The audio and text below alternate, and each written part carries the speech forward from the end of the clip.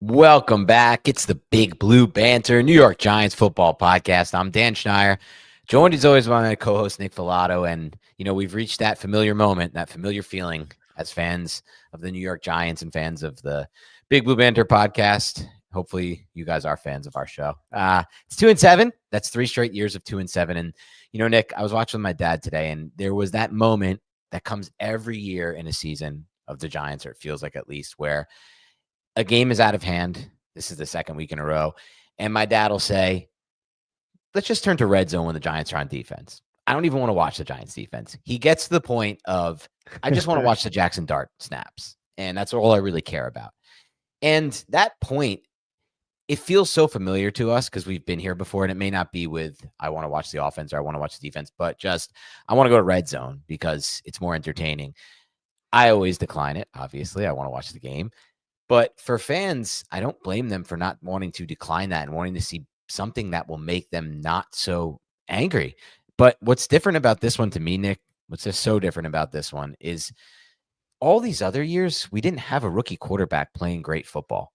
And he still makes plays every single game and throws every single game, including ones that are dropped that just stand out. And what stuns me about this, it feels like Groundhog Day, but it's not, because all these other times, we had such a dysfunctional offense, or we just had nothing going on good. This time they have something going really well, but they've 2-7 with it. So I don't know what to say about it, Nick. I do. It's there's a common denominator. It's this regime that's in here. It's the Joe Schoen, it's the Brian Daboll. It's a poorly coached football team, frankly. It's a team that will take one step forward and then a massive belly flop backwards, right? Like 5 steps backwards. And I just don't understand how many times this can consistently happen. I mean, it happened. There were so many microcosms of what I'm saying just throughout this game. Like you have the Brian Burns strip sack fumble of Mac Jones, Abdul Carter high points. It's at this moment where it's like, wow, we can score some points, maybe score a touchdown, completely revitalize this team that is already seemingly hapless. And instead, the offense picks up 0 yards. And then Graham Gano, who is this person in Giants history and it's going to go down in Giants lore as just this frustrating player. And it's not really his fault. It's just because he keeps getting injured and he finds himself in these situations due to mismanagement of the roster where this 38-year-old kicker and his injuries are really impacting the New York Giants. And he misses the 45-yard kick, right? Like he goes out and then he misses that. And you're like, you got to make that, man, right? And then when you have situations like later on in the game, when it's a 3rd and 17, you have the 49ers pick up 11 yards or 12 yards. Their kicker makes that kick, right? Like their kicker makes the 54-yard kick in a situation where it's just like anything. If the Giants can find a way to screw it up, they're going to. And I feel like that has infected the locker room at this point. And it's at this point, Dan, where it's like, it's over. Like curtains down. We're just kind of riding out this season until the end. And we'll see if it's not just Brian Daboll's tenure that's over and if it's also Joe Schoen's. And that's likely true at this point, right? They're 2-7 for the 3rd straight year. I tweeted about this today. No regime can withstand this. There's just very few regimes in sports. If we look back through history, I plan to do it at some point, maybe overnight, or probably not. I have a lot of stuff going on, but maybe tomorrow after I record this and be at BTB. But I want to find out, like, has any regime ever survived 3 years of starting 2-7? And what we mean by starting 2-7 is it's over the playoffs. They've lost the playoffs. It's October. They're not going to win the next straight games to even go, 10-7 and make the playoffs. Obviously it's not happening. It's over. The team is done. And I just don't know if anyone's ever survived that in history. So they, to me, probably be the first to survive a similar situation. But you know what, Nick? We know that's over. What I worry about, though, as I see things like tonight when we're watching this SNF game and Sam Darnold plays almost like perfect quarterback. And I look back at what you and I saw from him from a skill set standpoint, and we liked his tape a lot. Daniel Jeremiah, who we really respect, had number 1 overall prospect, the ceiling that he's finally reaching. And I worry that it's not this regime. That's what worries me, Nick. It seems more like something I can't pinpoint. And I feel like that because with Darnold and the Jets, I don't think no matter how many regimes they changed for Darnold, if they gave him a new coach and a new GM, I don't think anything was ever changing for him in New York. If he played 10 years of football or 6 years of football or whatever with the Jets, I think they would look a lot like the 6 years we got from Jones. But now Jones is thriving with another team, and now Darnold is thriving with another team. And what worries me is, yeah, we can fire the GM, we can fire the coach. We're probably going to do it. We'll look at what's happening. This team should never be 2-7, in my opinion. But does that fix the problem here? And can we even pinpoint what the problem is? Well, I think it definitely gives a different landscape of the problem, right? Like you can really establish a sort of culture and operation through the general manager and through the head coach. But and the elephant in the room is who's above the general manager and the head coach, and what decisions are they making that may be hindering or preventing the New York Giants from reaching the mountaintop that seems so elusive at this point. And a lot of those decisions are wrapped in this, this veil of nepotism and things of that nature too, that I just don't think will evade the New York Giants. And I don't know if that is the case, but with all of the, again, being kind with this language, the mediocrity that has surrounded the Giants since their last Super Bowl, and you see some of the people who hold high positions of power within the New York Giants, I think it's just fair to question those people, even though I don't know. There's a lot of conjecture. I don't know what their job is. I don't know if they're good at their job, but I know what the final product is, and that final product is miserable, man. It's a miserable final product. So, you can point at general manager and head coach all day, but there could be some broader issues that need to be addressed, as I'm sure a lot of people have addressed this over the last 5 years now at this point, it seems like. And that's naturally where I think everyone's mind will go to if you look past the GM and the head coach. Even then, I feel like, as you just broke down really well, Nick, it's on our end, and anyone else who speculates on it, it's conjecture. We don't really know the role that Mara has, or that his cronies, let's just call them for now. I'm joking. They're fine people. I don't know them at all. But the people that are his family members that are making decisions for the Giants from a personnel standpoint and from an organizational standpoint, we don't really know the impact they have. It's just speculation since we've been losing. Like you said, someone has to take the fall. And we've tried different GMs and we've tried different coaches, and just seems to continue to rot. But this rot feels like it's just something else to me, man. This season for sure, like past seasons, I could wipe it away at least as we really have had the same attitude, or maybe the same focal point of it. And that's not to blame the guy, but it was Daniel Jones's team for 6 years, and it didn't work here with him. And I know he's doing great in Indy or whatever, but here, it's a new day. Like, Jaxson Dart is here and he's playing good football, and yet the rot continues to happen. And man, I'll get this less 30,000 foot view. Let me just ask you this, Nick, and bring it a little closer in.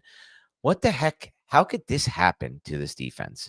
If you look at it, I think it's 88 points now over the last 6 quarters or the last 10 quarters of football, or something insane like that. They weren't doing that earlier in the season. It's the last 6 quarters, I believe. It's the last 6 quarters. 85 points and over almost 900 yards of all. I saw Jones of China tweet that, and they only forced 1 punt. I haven't verified it, but one punt. Yeah. 900 yards of offense, 85 points. So that goes back to the 4th quarter of the Broncos game. Right. So that's 6 so then it's got to be more than, it's probably 9 quarters of football, obviously. Yeah. I don't know what's going on there, but some math is off from China, whatever it was. But that's 9 quarters of football. Regardless, it's 85 points and 900. Something is off right now on the defense. That's what I'm trying to figure out, because people will just look at him and be like, oh, they're injured. No, dude, the 49ers are insanely injured on defense. Look how fucking good that defense played today. Look how inspired that defense played today. It's not the injuries are a bad excuse when you look at teams like the 49ers, who are still playing good defensive football with these injuries. So do you have any idea what's going on with the defense right now? I have none. Yeah, I mean, I think those injuries are compounding. I think they're deflated too. Again, it's not necessarily an effort thing. It's not necessarily oh, I'm dogging it, I don't have the effort. It's not that. It's, dude, everything we're trying is not working. Naturally, right. We're humans, right? We're humans. We're going to become deflated when there's just a mess surrounding us, and we can't prevent it, especially in a highly competitive atmosphere like football, when another team's just running the football down your throat and you guys can't stop it. And then, this one player makes this mistake. This one player is not in his spot. You miss this tackle. All of that compounds on top of each other, especially when you're losing. You need to find a way to keep these, they're professionals, but they're still people too. You need to find a way to keep them motivated. Right. And I think that's just a natural for humans. Right. And they're just not, it's not that they're dogging it from an effort standpoint. It's that the team is an absolute mess. They recognize that. They understand that they're a part of the team and they can't do anything about it. And I think that's a very deep issue with the New York Giants that extends past the players. I don't think their defensive coordinator, if we're focusing on him, I don't think he is somebody who's bringing a lot to the table to help rectify and help find the solutions that a really good defensive coordinator would do in a position where he is missing some key personnel. He's not that type of guy. So you're talking about a defensive coordinator who's not really adding that much. A head coach that I don't think is that has the, I don't want to say he's lost the locker room, but again, it's just you're 2-7 and it's the beginning of November. Like, what are we doing here, right? Like you're not going to the guys aren't going to be willing to run through a wall for you at this point. So it's a rot, bro. Rot is a good word for it. I really like how you describe that, though. They're not. It's more of a matter of being deflated for them. I don't think it's an effort thing. I don't think it's a person, dating back, drawing to the personality. I think deflated is the right word. But I think part of what that was a really good point. And I also thought the other point you made was a really good point about how it's also a deflation over the idea of like, we've tried a lot. We've tried to play this guy's defense. We've tried to play the Shane Bowen defense, man. And we're doing a lot of the same shit every week. And it ain't working. And we have guys like Dexter, we have guys like Thibodeau, we have guys like Burns and Carter, and then a few other players still that you should be able to think of something else to do with these four on a weekly basis that doesn't really just mimic what you've been doing this entire year, which is for the most part what's happened. It's mostly been, I mean, I heard the stat today, the Giants played the most man coverage coming into this game. The Giants have the most snaps of rush 4, drop 7. We see these players lined up in very similar positions each week. We don't see very much variety. We don't see much something new. I watched a game today. I tweeted about it where on 2 straight third downs, Bo Nix against the Texans, I'm sorry, a second and long and a third and long, the Texans just fucking sent the house, and Bo Nix was forced to scramble the pocket and throw it away both times. When do we see plays like that where it's just like, we're just going to put something on you and make you make a throw here?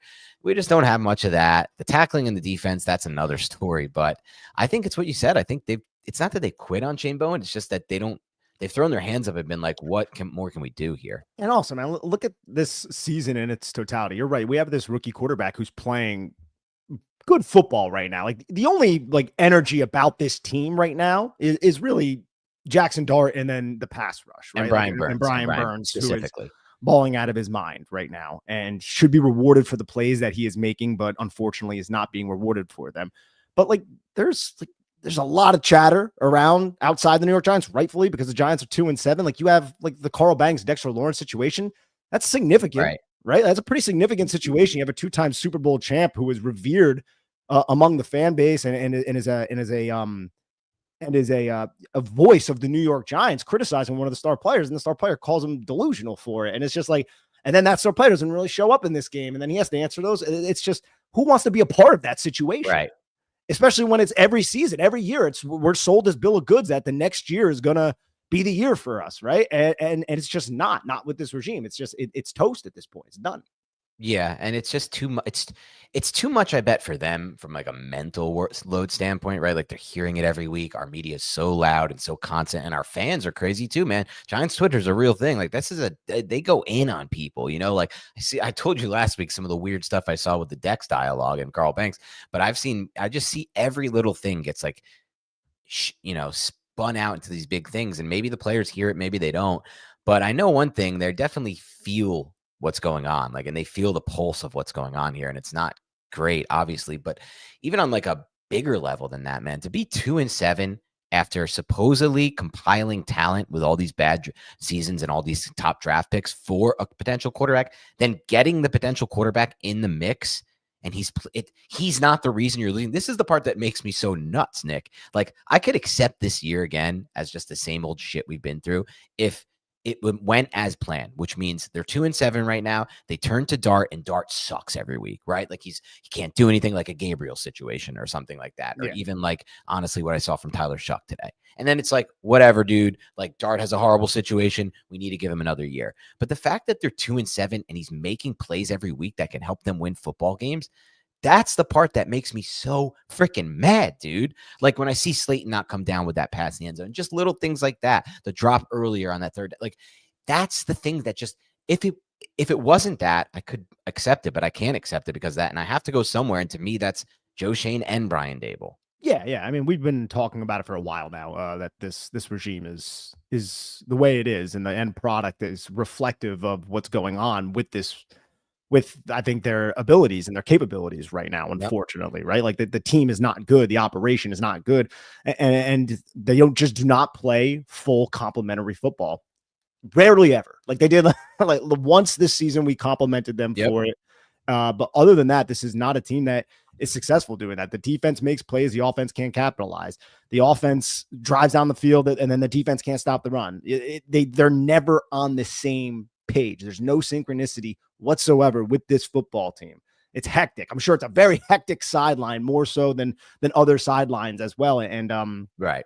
it just seems like defensively right now they're just scrambling. They can't stop outside runs. They Yeah, they have can't. no option for it. Yep. They have like no option for it. A lot of those secondary, those contained defenders, they're just even a guy like Tay Banks, for instance, like he's forcing them, like he's keeping the continuity of the defense intact now. But again, he's in his position. He's never going to make the play. You have guys who maybe in like if they're in position, we're like proud of them as a fan base. Like that shouldn't be it, right? It's like, oh well, at least he's in position there. It's like no, like you want to be in position and then you want to make a freaking play off of it. Yeah. And that's something that I just think there's a lot of guys in the Giants who don't make those plays, right? They just don't. Like you have guys like Burns and Kayvon, they make plays, right? Abdul Carter, he makes plays. And then there's other players on this team that just, it's not necessarily the case. They might be in position. A lot of it is Tay Banks. And even with a player like Tay Banks, like this is like this game, Dan, was a little microcosm of like Tay Banks' career. Because like he can be in phase, right? He almost makes a couple plays, right? He almost comes down with the one interception. He almost actually kind of had two, but that was on I think a miscommunication by the 49ers. But the ball gets wrestled away from him, and you're like, but he was close, right? But he was close. And there was another situation like that in this game where Tay Banks was close to making a play, but it just didn't happen, right? And you're just like, he's always even when he's Dan, even when he's in position, it doesn't matter because like I think things need to just go perfectly for this guy to actually succeed with that interception, to actually succeed with making the play. He could be in tight coverage, like the third and 7 slant route, makes a catch, does a good job holding him up at the line of scrimmage. And then Kyle Shanahan had to wait and think like, oh, it's 4th and 1. They call the timeout. They end up going for it. They end up scoring a touchdown on that drive.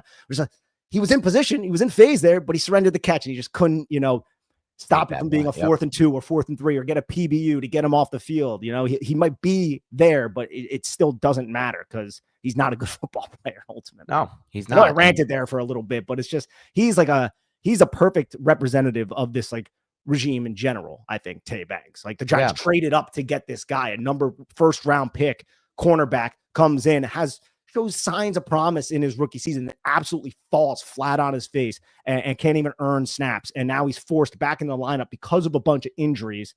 And hey, he's in phase. Hey, he's keeping the guy to the inside, but he's never making the freaking play. And tell me that's not just the New York Giants in this Brian Daboll, Joe Schoen era.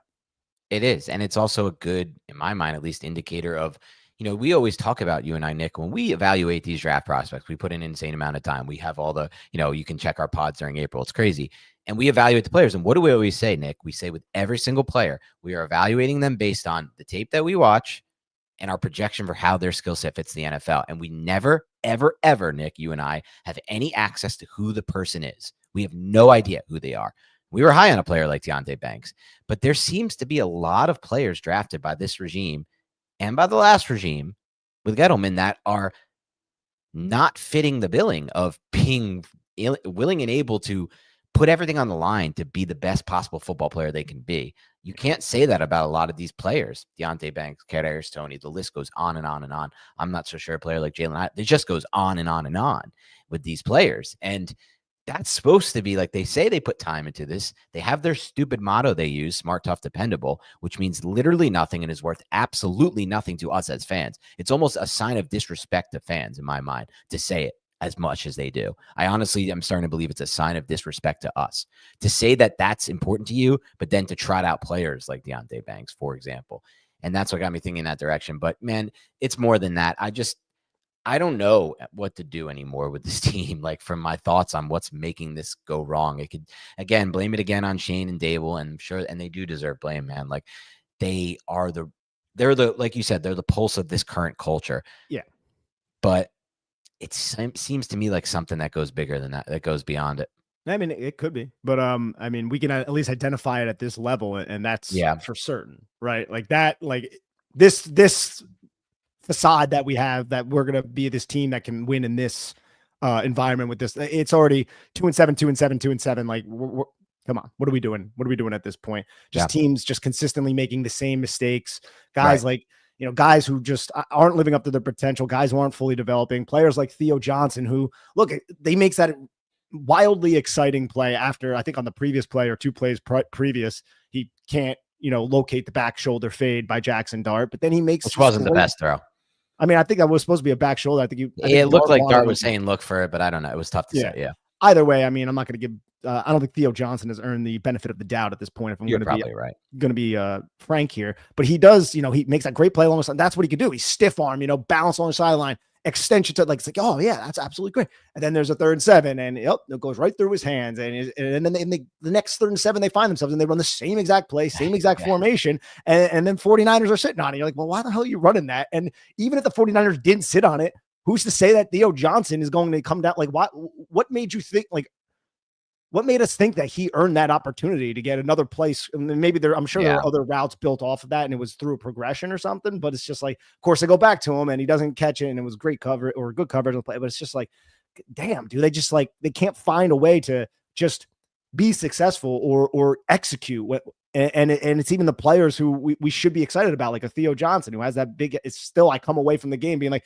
yeah, he had that catch. People are talking about that highlight, but right, he's still Theo Johnson out there. And I hate to say that, but it's just my interpretation of what I've seen from this young player. It's truth. I mean, that first attempt that he dropped, that was like worse than any of the Gator chops I saw from Evan Ingram. The way he let that ball go into his body, it was just terrible. And of course it was a drop, but like you said, it's just a microcosm of all of these players who haven't lived through the hype. And I think some of the decisions that this team makes are a microcosm of like how we feel. Like this team, you mentioned it, like it's seeping into the bench, like this feeling, this, I guess what I would think is this feeling of trying to think of the best word for this unconfident feeling. Let's just say it that they have each game, and this anxious feeling that they probably have. When your coach is down 13 and it's 4th and goal at the 3, and you're a 2-6 team, and you say, fuck it, I'm kicking a field goal because I'm a loser who needs to put points on the board. And that's basically what Daboll is. He wants to cut games to make the scores look better. He pads the stats at the end. He runs his quarterback in the goal line. I mean, what kind of loser-ass move is kicking a field goal there? Your options are clear. You go for it on 4th. You're down 13 at the time. You need to get the touchdown. You need to bring the confidence up. You need to build the momentum. That's what going for it does. If you make it, you build momentum. If you miss it, you lose momentum, but you put them on the 3 and they're starting on the 3, and you let your defense potentially make a big play. If you kick the field goal, you also lose momentum. The field goal kick gets you no momentum, just cuts the lead to 10, so your defense can come back on the goddamn field and give up another fucking 80-yard drive in 6 minutes because you can't stop the fucking run. Okay, you loser, figure it out, because I'm so sick of watching him coach scared. His job's on the line. It's over. He's got a few more games left to try to put off a miracle. I'll tell you how you don't pull off a miracle: kicking down 20-7 to make it 20-10. Yeah, that was I was surprised when they did that, but I wasn't surprised. I knew he was taking that fucking field goal. But I shouldn't have been at that point. 20, sorry. Yeah, because that made it. No, you're good. That made it 20-10. I think the way he insinuated in the post game was like, oh, it was because I think it was a 3rd and 4 when they kicked the field goal, if I'm not mistaken. Well, I thought it was 4th and goal at the 3, but maybe or 4th and goal at the 3. He said something like, oh, if it was 3 yards or 4 yards, like we weren't going to go for it there. Or maybe that was another situation. I'm not entirely certain. It might have been. He had another one later in the game where this one's happened so much to us this year.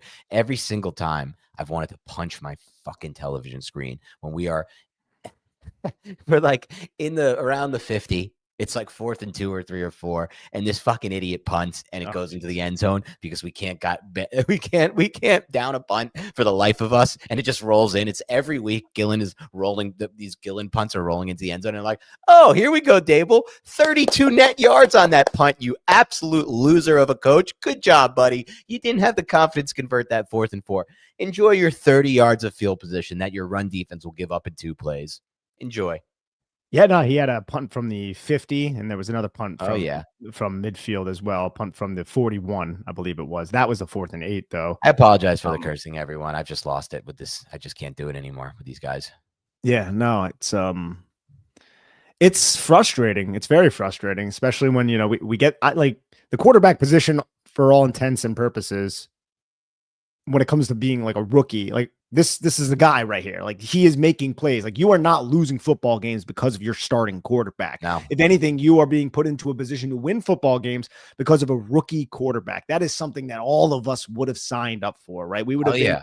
ecstatic about. Yet they're still finding ways to lose these football games defensively, even offensively. Sometimes it's not a perfect operation, obviously, on the offensive side of the football. And then the special teams has been suffering as well. And again, they'll take that one step forward and then just a bunch of steps back. They'll come up with a sack with Nacho, right? And then they'll end up giving up that 11-yard gain to set up the field goal. And they can never, they never, again, rise to the occasion to make plays. And you brought up Slayton before. Slayton's a veteran captain on this team, had that deep touchdown drop. But even what's more concerning about Darius Slayton at this point, from my perception, I feel like is at least from this perspective, is aligned with reality. And please, chat, tell me if I'm wrong. Whenever it's a one-on-one ball and Darius Slayton is down the field, I'm never, prior to the catch, going, we got this. I'm going, I don't think he's going to catch it. And almost every time recently, it seems like he's not coming down with the football. That's a problem. Yeah, it's got to be. It feels like 8 And out your of every rookie 10. and your rookie quarterback is overcoming that. Like a Right. veteran who is not playing up to his potential. Darius Slayton's a better football player than what we've seen from Darius Slayton right now. For sure. And I think the low points of Darius Slayton's profile are being highlighted right now. Like he's playing within that. He is stuck in a rut, is what I'm saying.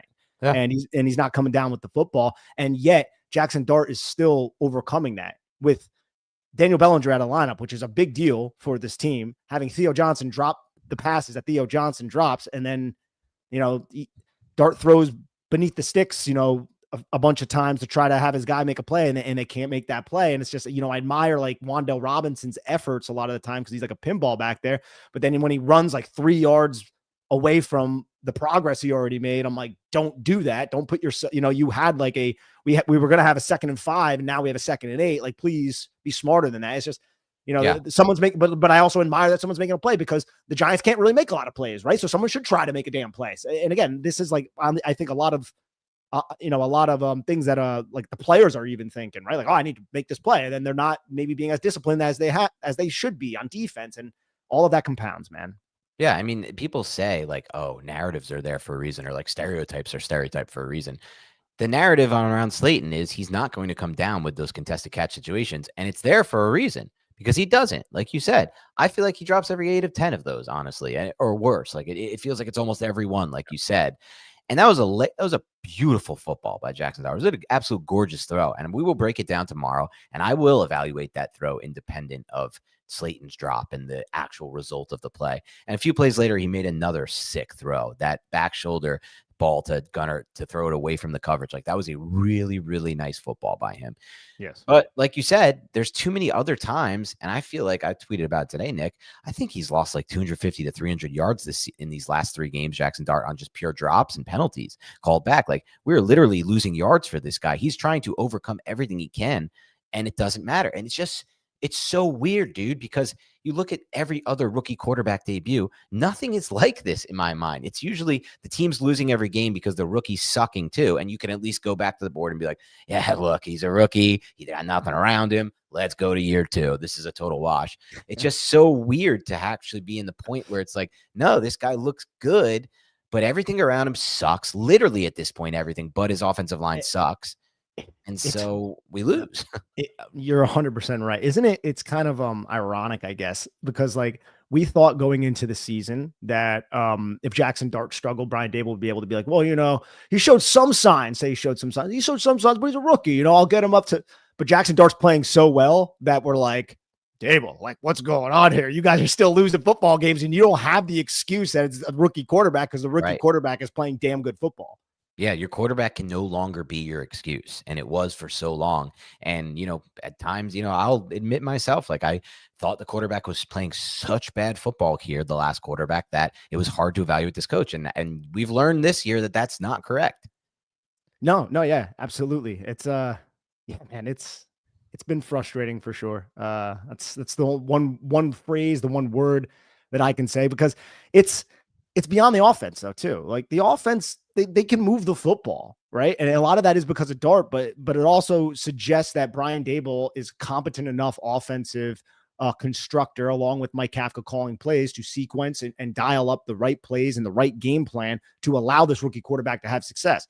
That is again a feather in the cap of Daboll, but everything else about being a head coach, getting your team prepared, attention to detail, all of these like having a competent, cohesive staff. Like I don't know if that's I don't want to say that, but it's like, dude, like the run fit, like all these things are not married together. This is not a this is not a smooth operation by any stretch of the imagination, right? So it's like, of course, that's on the head coach. That's got to be on the head coach. But also, I think the head coach has the crutch to be like, yeah, but look at some of these guys I got to trot out here, like over, you know what I mean? Like, and then that's on the general man. So it's just got to rip this Band-Aid off, let this tourniquet, let us bleed out at this point, man.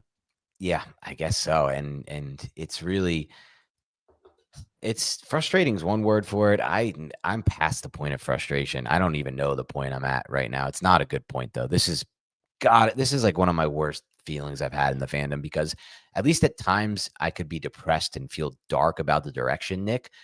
And that's how did feel in the past. But at least I felt like I know a solution, or I know some way out, or I think I know some way out. I may have not actually known it, but I thought I knew it. I don't know the way out right now for this team. Sky Moore had a catch in this game, right? Yeah. That's how bleak it is, ladies and gentlemen. We got Sky Moore catching the football on us. Sky Moore had a nice release off the line of scrimmage, just destroyed our player. But I actually did want to say two things. One thing about Dart, but I want to come back to that. Actually, I think so. We talked about a little bit about the defense and what they've given up in the last 6 quarters: 900 plus yards, the 85 points. It's unimaginably bad.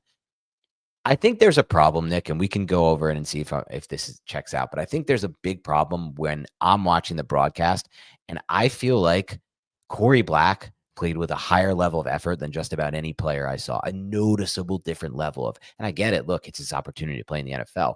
But like, if you don't have your whole defense playing with that kind of effort, and I'm not saying it's their fault either. I don't want to come off as that guy or that. I think like it goes back to what you said, your 2 points about it. I'm not blaming, but I'm associating it with that. Like they feel deflated and they feel like they don't have an answer based on Bowen. But like it seemed like Corey Black was playing with a chip on his shoulder. Did we feel that way about everyone on the defense? I mean, I felt like Dane Belton was flying around. Okereke, for sure. I think Okereke, and then in the defensive line, I think, I don't know. Like, I think there are certain players on this team. Mostly, it really is like guys like Tay Banks. Like, I mean, not to keep harping on this, but I don't think it's like a lack of effort for the other guys. I just think there's a different level that Corey Black was taking it to, in my mind, at least. Yeah, I mean, look, he's a young He didn't player. play all that well, but he played hard. Exactly. But he played hard. Like, Jawan Jennings got him so good on that pivot route. And it just seemed like the 49ers knew what the Giants were going to do. Like the 49ers, man, they understood how to script their run game. Again, we're going to attack outside. We're going to motion. We're going to bring in like 21 personnel, use check, or sometimes George Kittle. We're going to motion them pre-snap to set up better leverage towards the play side that we want to displace defenders if they are in man coverage. And they were just running that. And it was pinball concepts. And God, Christian McCaffrey too. Some of the runs that guy has, like in the hole, he made one of the Giants miss. I can't wait to see it on all 22, because I was like, yo, how did he make that cut? Like, this run game has really struggled all year. I know. That's the problem. The fact that what you said was true, which is it was so easy for them to scheme and design an effective run game against a team like the Giants when they've been unsuccessful doing it against all the other defenses they faced this year. That's a big problem. Yeah. Well, look, you have some of these edge rushers, they make plays, right? Like Drew Phillips, who I think the Giants should have started outside and made that switch instead of rendering him as a nickel player where you're only playing, like you're playing a 21 and 12 personnel team. You're going to be in base a lot. I think the Giants probably should have tried to put Drew Phillips on the outside. I don't know like what the conversations were with that, but instead they rolled with Corey Black and the other individual with Tay Banks. But yeah, dude, Drew Phillips is a guy who flies around and makes plays in the run game, right? So these safeties, they attempt to, but I don't think they're as effective. It just, there's always just somebody who's not in position to fill outside. They're not tight to where they need to be on the line of scrimmage if they're scraping over the top to like help contain or help replace on those crack tosses. Like on those crack tosses against like wide defenders, when you have a wide receiver just like blocking down on Kayvon Thibodeau and then pulling the play side tackle around him, the Giants' second level defenders, and usually they try to run that towards Darius, they're never like exactly where they need to be, which leaves like crevices for running backs to find holes to locate and then just explode through them, really. So, and that's either the safeties or it's the linebackers or it's the corner. And it's just, the Giants have not figured out how to fit that. And everybody knows it at this point. And it's, the Giants need to, I think, transform their defense like they did at the end of last year if they're going to try to plug the run up. Yeah, I mean, teams are just finding holes and exploding through them. Exploding through the holes, man. Got to plug them up, baby. Got to fit and plug. But look, Benoit. it's the run defense is an absolute disaster and a joke in itself. The fact that they're running a professional football team with a run defense that can be so easily schemed against a team that's struggling to run like the Niners, that's one thing. But I'll move to another thing because I do think like ultimately we will get rid of Bowen. We will bring in a totally different defensive scheme and we'll have a lot more success against the run, against the pass. I just personally strongly believe Bowen is a big part of this problem, if not the main by far reason why they're this bad. Like I don't think the Giants would be a great defense this year, given all the injuries and the lack of depth and Chain's poor drafting and no linebackers and no real defensive line besides Dexter. But I think they would have been about a mid-pack defense if they had a real defensive coordinator instead of this absolute dog shit we've had the last 6 quarters. But what I want to turn it to is something you mentioned earlier. So I think this was a good game, good example. We always bring this up, Nick. We always check in on this.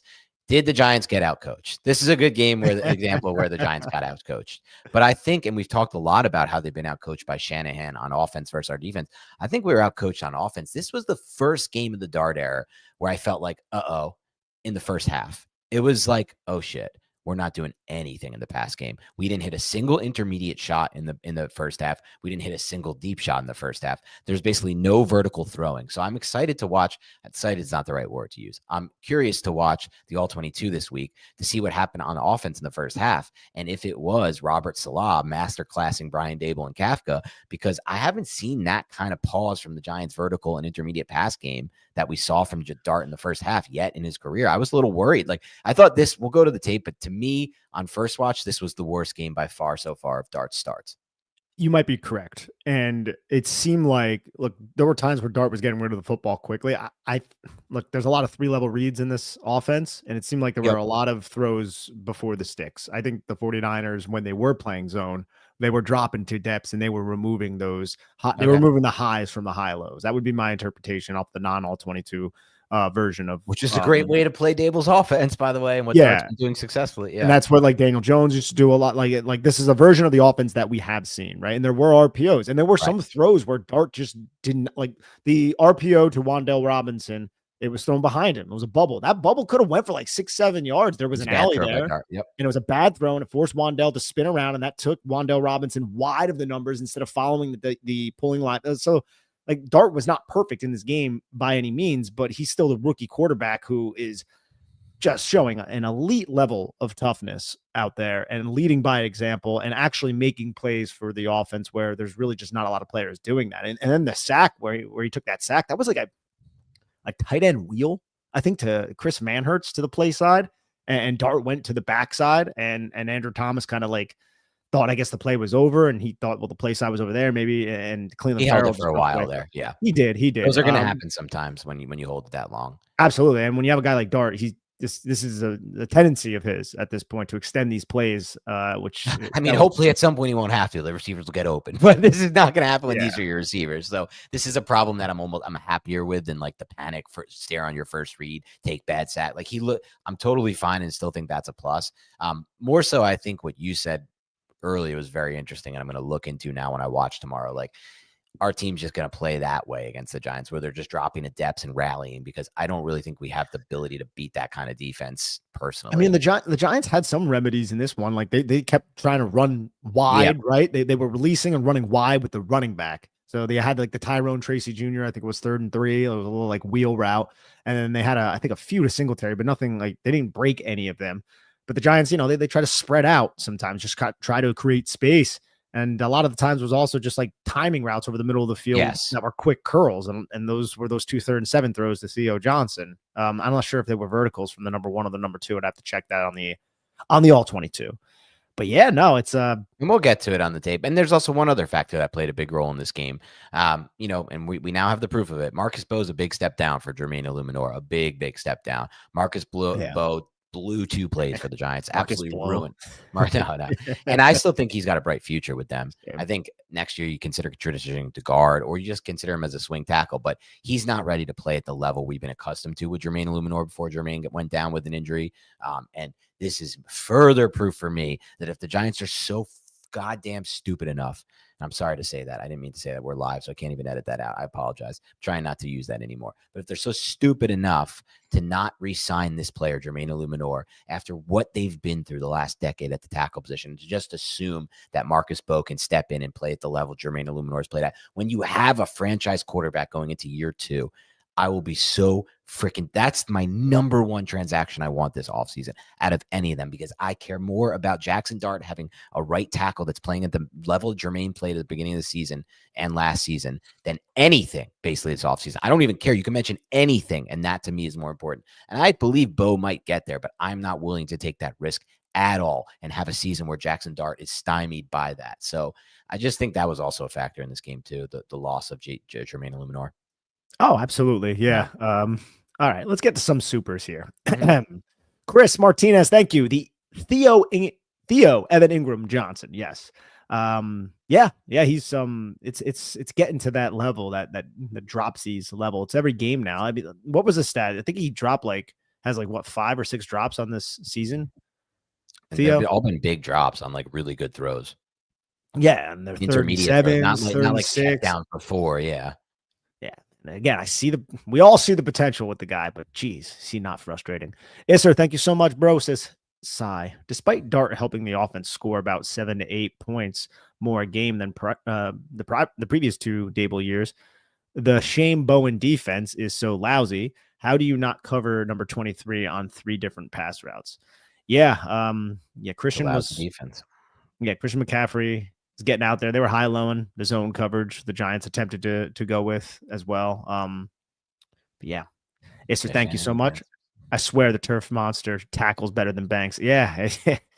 That was that not only did Banks get tossed aside by Brian, I just thought it was kind of funny how he got tossed, I think, inward, just because there was been so much of a conversation about, Tay Banks and inside contain, even though it had nothing to do with that on that play. But yeah, he's not a contact football player. That Brian Robinson touchdown run, you should check out the tape or just the replay in the broadcast angle. It's not a good rep for Dexter Lawrence at all. Yeah, I saw that. He was engaged with the block, and they were flowing laterally, and it looked like Robinson kind of cut it inside of where he was. I would like to see from the all 22 and study what I think his assignment was. I'm not really sure if his assignment was, but it didn't look good on the broadcast. Even if his assignment was, and I know what you're saying, and I totally respect that, but I feel like even if it wasn't his assignment, the effort level did not look great on that rep.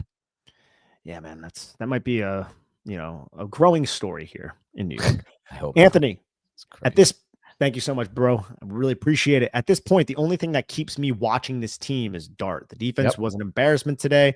I'm sure everybody wants to fire the coach, which is understandable, but right now this team has a lack of talent. It does. Yeah, you're right. The team is lacking a lot of talent. It's not all on the coaching, but that goes back to Shane. Like the reason they're lacking, and it's injuries, but there's a lot of teams injured, man. Like I don't think you guys, the people who are not you guys, but like there's been people arguing with me about this. I don't think they realize how injured the 49ers are and how competent they looked for a team that's that injured. And I will say this, I totally understand if you're at the point where you're just watching offensive series for the Giants when we're in these blowout games and turning the red zone for the defense. Ron Schneider. Yep, that's what he's going to do. I know him every week now. Yeah, man, it's nuts, dude. After that 10-play, 64-yard touchdown drive, the Giants went 3 and out, and then 5 and out, then 3 and out, and then 3 and out, and then 4 plays for 0 yards after the Brian Burns interception with a missed field goal. So this is why I bring up a lot about complimentary football, because we are talking, we are assigning a lot of blame to the defense, and they deserve a lot of blame. But the defense came up with a few stops in this game, and the offense just absolutely shit the bed. The first half was bad off for the offense. Yeah, and you got to come away with points after Brian Burns and Abdul Carter do that too. Like to not come away with points there is just inexcusable. But again, we have Methuselah aged kicker at this point. Kevin H, thank you. What do you guys think of Mike McDaniels at head coach or offensive coordinator? Yeah, I mean, I haven't really studied his team, but like I know it was exciting for a while until it wasn't. But yeah, I mean, I would entertain it. What about you? You have anything more? I just laughing at. Had to look up what Methuselah was. Oh, you just looked that up? Biblical Biblical patriarch reference? figure in Judaism, Christianity, and Islam. He claimed that he lived the longest life, dying at 969 years. What a beast, Methuselah. All right. That was something I never heard before. As far as what was the question? What was it about? It was just what do you guys think of Mike McDaniel as head coach? Oh, I'm open. I think Mike McDaniel's still great at putting together plays, sequencing plays, and I would love to have Mike McDaniel. It's not maybe number one, but if it wouldn't be a head coach for me. Definitely no, not as head coach, as OC. Yeah, definitely not as head coach. No. Eric, thank you so much, bro.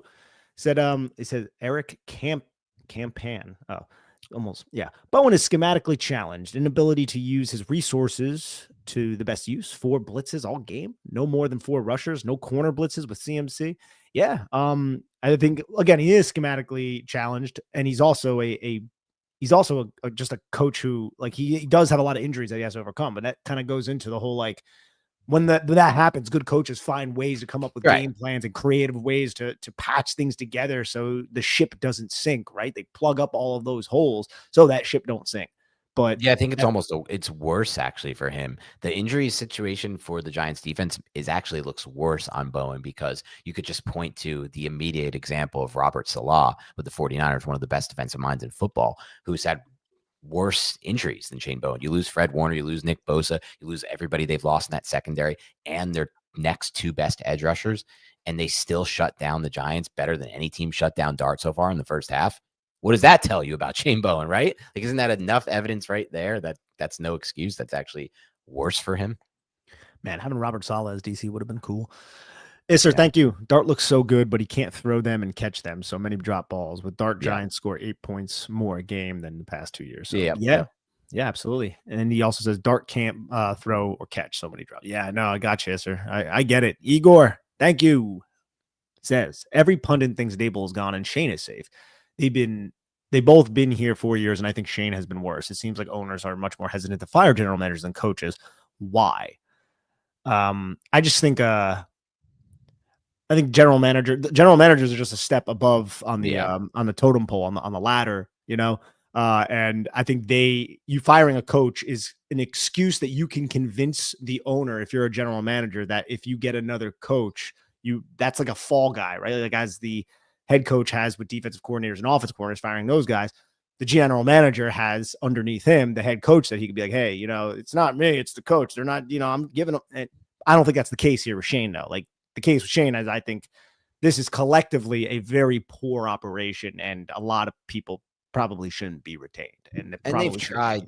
Yeah, you're right. And there's so many more moving parts to it too. If you fire a coach, there's less in play than when you fire a GM. Now you need to worry about the scouts. What are you doing with the scouts? What are you doing with the whole problem? What about these are the guys who worked on this current draft class coming up? Now what? You just throw there's just a lot of bullshit that goes with it. It's definitely worse. I mean, it's why you don't see a lot of these owners doing it often because it's an operational thing, right? Yeah. Like right. Obviously a head coach is operational too, but it's more game day. Whereas a general manager is much more fundamental for all the reasons that you like. That's correct. You're making an institutional change beyond just like the head coach and the game day operations. You're talking about changing your entire front office. Yep. John, thank you so much. John Leary. How about Clint Kubiak for next Giants? How old is Mr. Clint these days? I don't know if he's head coach material. I just don't know. I just don't know enough about him. What Clint I do know is that I've loved him and I feel like 4 to 5 years ago, I was calling him out on this show, Nick, when he was coordinating the Vikings offense. And I loved what I saw there. When he had that maybe he should be head coach. I mean, dude, that's the natural progression for these guys. Why be concerned just because he's young? Like, screw that. Like, no, I'm not. Yeah. No, I don't. I just don't know if he's like a leader of men yet. I'm not sure. I mean, this Mike Macdonald find was amazing by the Seahawks. This dude, I think he's going to be around for a long time, Mike Macdonald. And he's defensive too. Let's go. And he's defensive. Team defense, baby. But they haven't, they weren't taking this step at all until they made 2 huge moves. They had the balls to sign Sam Darnold, who looks so freaking good. It's beyond belief this year how good he looks in this system. Like, he looked perfect in that first half. Jacob Gibbs texted me about that. He was like, this might have been the best half of football we've seen by any quarterback all year. He's probably right, given the difficulty of some of those throws and the way he threw it. Like, he just challenges so every inch of the field. You always say, Nick, challenge every ounce of the field. Like, he is the best at doing that this year besides Drake May so far this season. They're 1 and 2 in that regard. So they had the balls to do that. And then they got Clint Kubiak, who's maximizing this quarterback too. So maybe Kubiak is the guy. I don't know. I'm open to it, honestly. I think he's a really good play designer, and I think he's a smart offensive mind. And his name is a lot of cachet, carries a lot of weight. Igor, thank you. He says also thanks for the shout out last month. Of course. No problem. Thank you for the donation, Igor. Yes, Igor. Sir.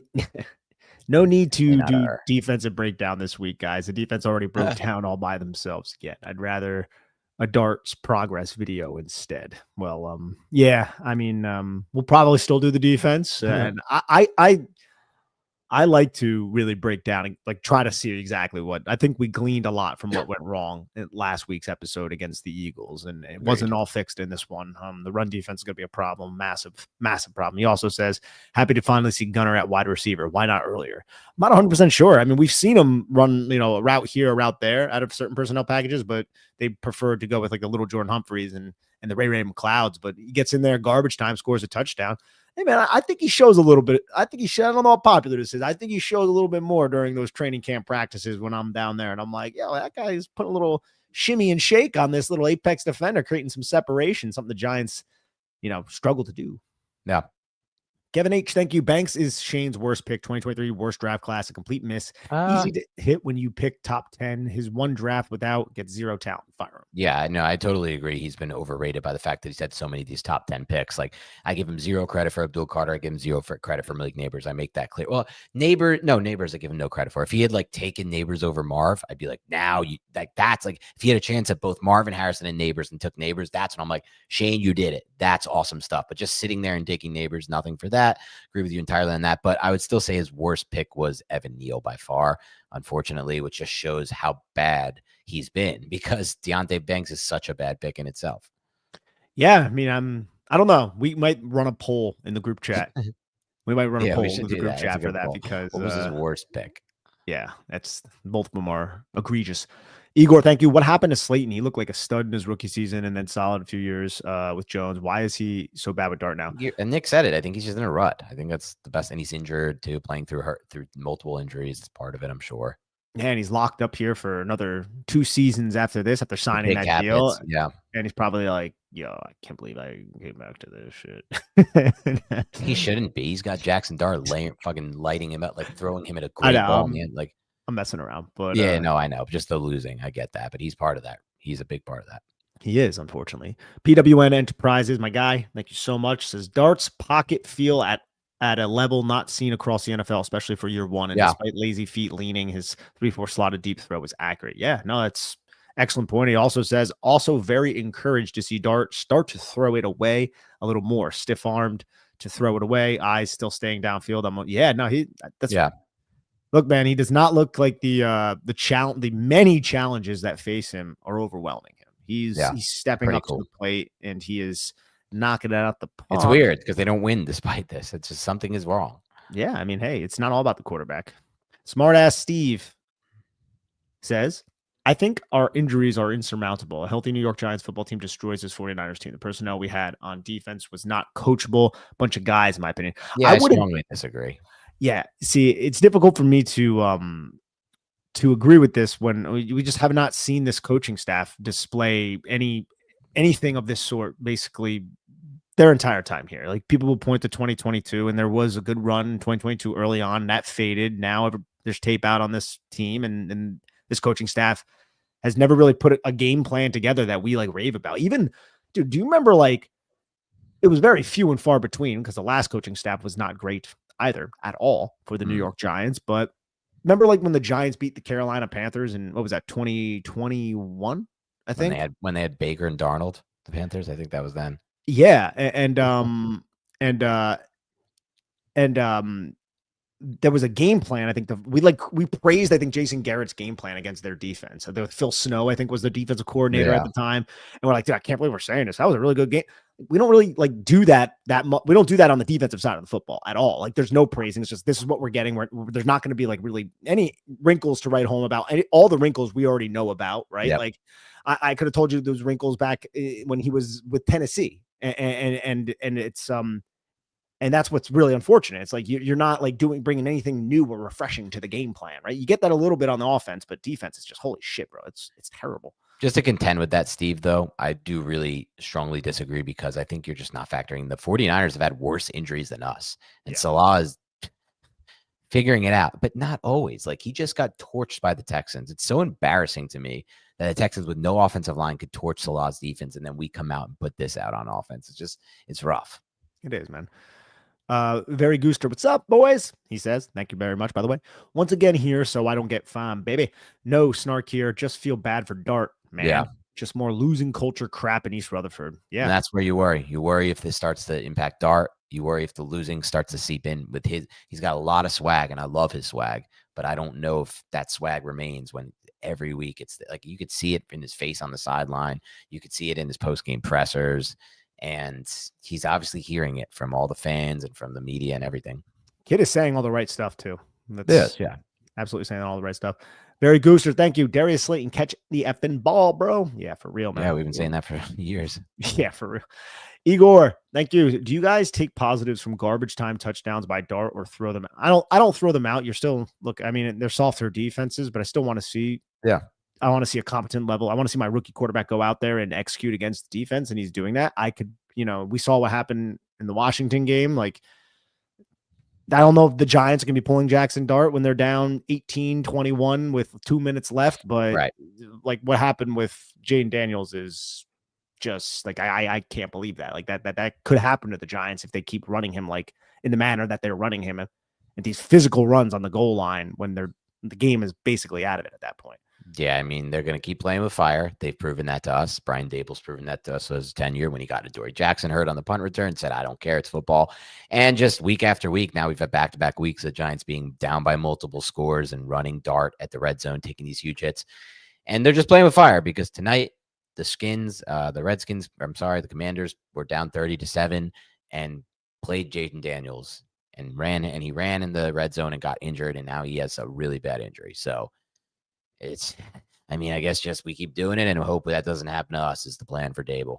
And I'm not saying, people said like, you got to let him play. Yeah, you got to let him play when the game's in hand. When you're out of the game, either have him just do quick game or throw bombs, 3-step drop bombs. Like we don't need him running ever when you're out of the game. When you're not mathematically really in the game to score and win, you should never really run your quarterback. That's really idiotic. PWN Enterprises, thank you, says, even with having a spaghetti strainer defense could still win if we don't drop 5 balls, multiple false starts, conservative play calls at bad times. I mean, that's part of the execution, right? Like the operational errors. I still look, this game had the same feel that the last Philadelphia game. It's just like, the Giants aren't winning this game, And then it's like when Dart touches the ball. Had from like the last few years. Exactly. But in a while. Yeah. Which is like, when Dart has the football, though, you're like, oh, he can maybe make something happen, right? And he's shown the ability and he's flashed that, but there's really no one else around this team right now that is shining like that, other than really like Brian Burns. And there are other players like the Bobby Okerekes and other players defensively who are making tackles and making some plays, but they're not making those like massive difference making plays. Like no one's really doing that on this freaking team right now, other than the guys that I listed before. Let's see where we are. PWN Enterprises also says, sorry, so many of these. No apologies. We really appreciate it. Every week there is 2 things about the refs driving me nuts. No calls on obvious hold downs after down, holds down after down, and a deflating call that costs leads to a score for the opponent. Yeah. I'm not even going to touch the refs, though. I mean, they've been terrible all season, and last game was egregious. This one, there were a couple missed calls, the false start on the 4th and 1, but the Giants, I don't even think the Giants have earned my bitching about the referees, because I look at them and I'm like, I don't even like whatever's going on with the refs, like that sucks, but like you guys got to figure your own shit out, right? Like I'm not even gonna, but I understand what you're saying, and I understand those frustrations too. Drew Das, thank you. Jamie Gillen is horrible. If the Giants are going to suck, can they at least get a punter that gives us advantageous field position? I don't know if I would say he's horrible, but he's definitely not a coffin corner punter. Yeah.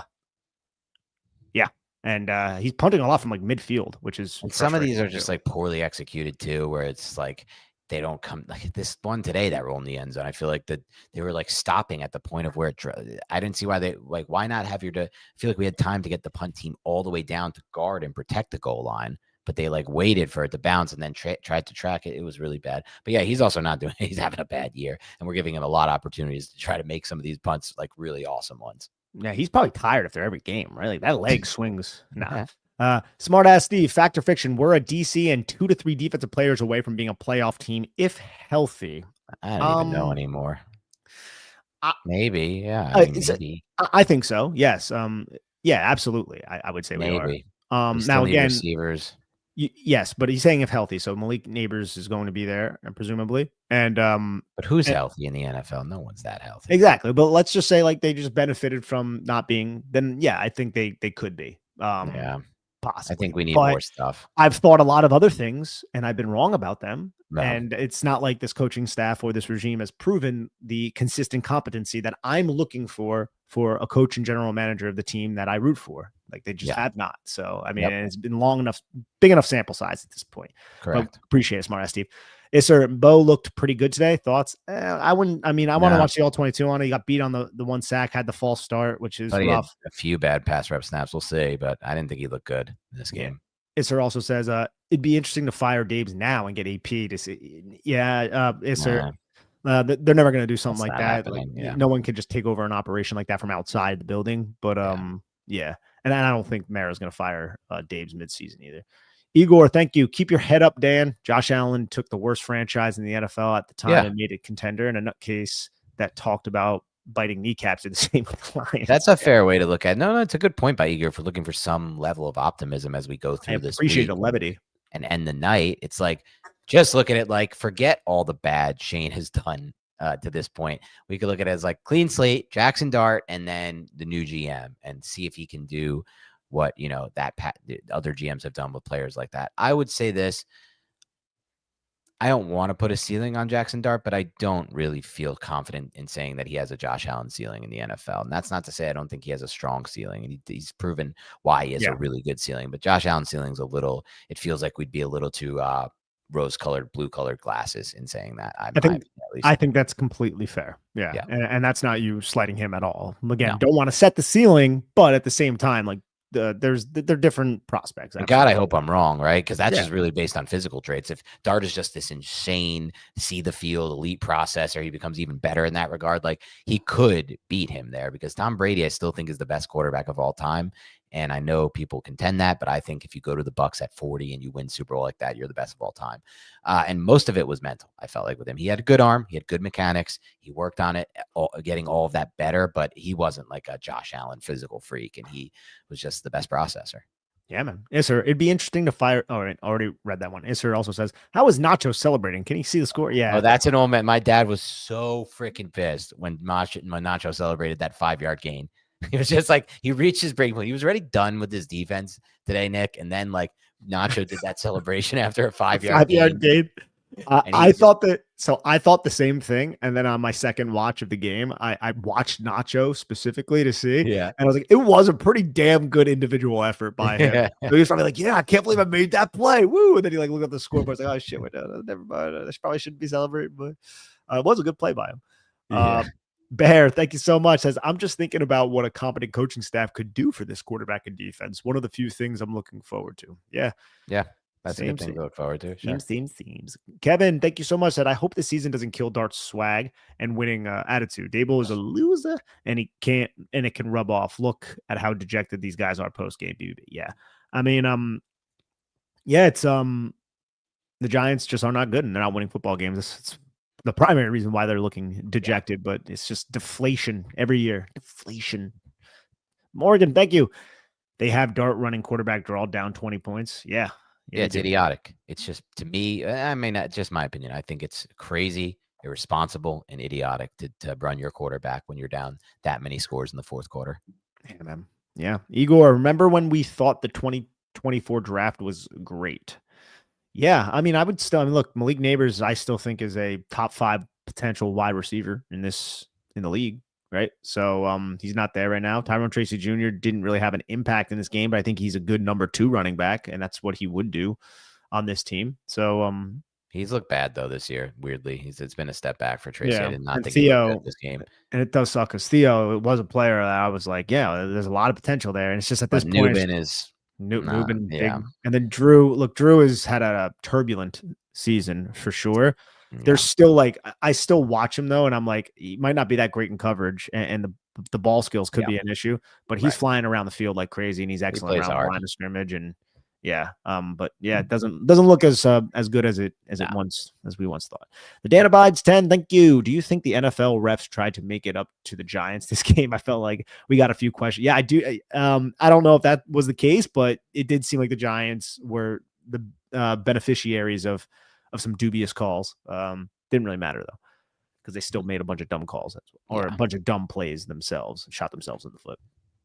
David Goodman, what's up, bud? How you doing? Thank you so much. Said, as bad as things are, I think there are pieces that actually competent coaching can use to win games. Just look at the turnaround in New England, but our current coaching is terrible. Yeah, no, I think I do think I think there are star power pieces on the team.